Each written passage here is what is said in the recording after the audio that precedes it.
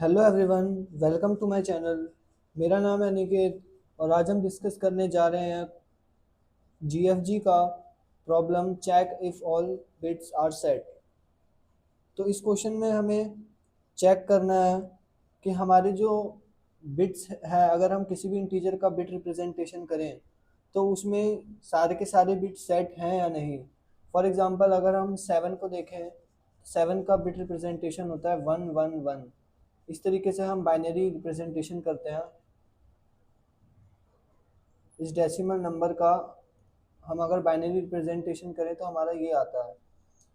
तो इसमें देख सकते हैं कि सारे के सारे बिट सेट हैं, तो हम इसमें रिटर्न कर देंगे अपना ट्रू।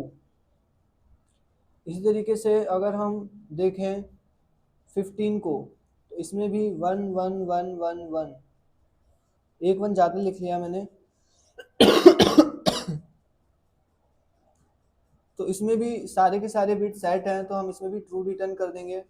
अगर हम केस देखें 14 का, तो इसमें 1 और इसमें फिर कितना बचा, 8 प्लस 6, यानी 6 कैसे होगा, 4 एंड 2।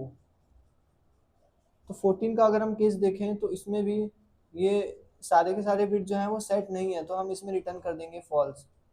अब इसमें सवाल ये उठता है कि हम कैसे एक्चुअली चेक करें कि सारे के सारे बिट प्रेजेंट है या नहीं। ब्रूट फोर्स तरीका तो ये है कि सबसे पहले आप डेसिमल को चेंज कर लीजिए बाइनरी स्ट्रिंग में। फिर आप बाइनरी स्ट्रिंग को ट्रैवर्स करके देख लीजिए, अगर आपको if any zero found then return, क्या रिटर्न करेंगे आप, फॉल्स। एल्स अगर सारे के सारी चीज़ें आपने प्रोसेस कर ली तो लास्ट में आप रिटर्न कर देंगे ट्रू। मैं वो ब्रूट फोर्स तरीका इसमें डिस्कस नहीं करूँगा, मैं थोड़ा स्मार्ट वाला तरीका डिस्कस करूँगा जो एक्चुअली हमें यूज़ करना चाहिए, जिससे हमारा ये क्वेश्चन जो है वो ओ ऑफ वन स्पेस और ओ ऑफ वन टाइम में ही सॉल्व हो जाएगा।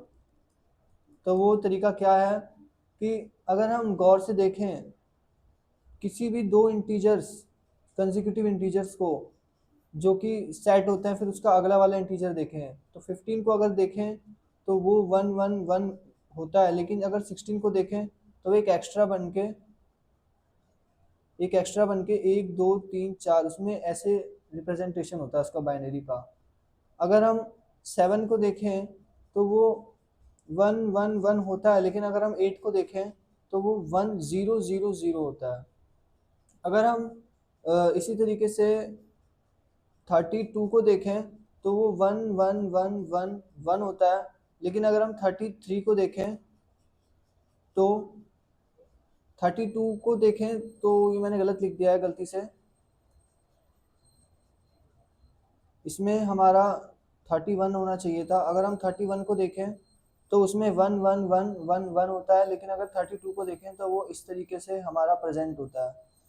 तो जैसा कि आप देख सकते हैं, जिस बिट में सारे के सारे नंबर्स सेट हैं उसके अगली वाली बिट में उस पोजीशन पे, कॉरस्पॉन्डिंग पोजीशन पे 0 है, और जो मोस्ट सिग्निफिकेंट बिट है वो 1 से इंक्रीज हो जा रही है। अगर हम इन दोनों नंबर्स का एंड करें तो हमारा आंसर जो है वो हमेशा 0 आ रहा है। 15 एंड 16 का एंड करें तो वो 0 आ रहा है। 7 एंड 8 का एंड ऑपरेशन करें तो वो भी 0 आ रहा है।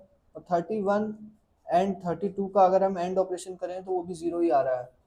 तो इससे हमने ये ऑब्जर्वेशन ली कि अगर हमें कोई इंटीजर n दे रखा है और इफ n एंड इफ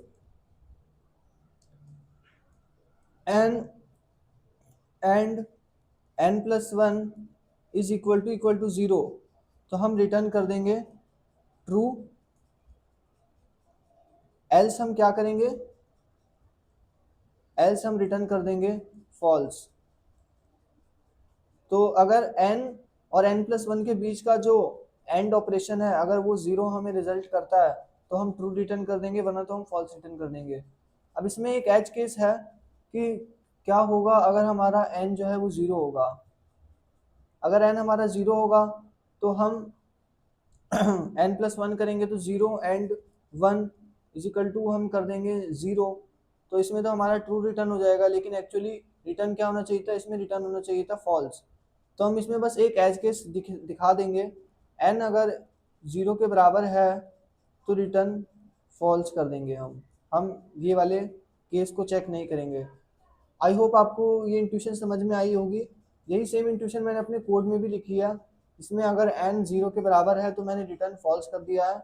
अगर n एंड n+1 दोनों का जब हम एंड ऑपरेशन कर रहे हैं तो अगर वो 0 के बराबर है तो मैंने रिटर्न ट्रू कर दिया है। अगर 0 के बराबर नहीं होगा तो ये वाली स्टेटमेंट फॉल्स हो जाएगी और फाइनली फॉल्स रिटर्न हो जाएगा। आई होप आपको मेरा कोड समझ में आया होगा। Thank you for watching my video. Please like share and subscribe.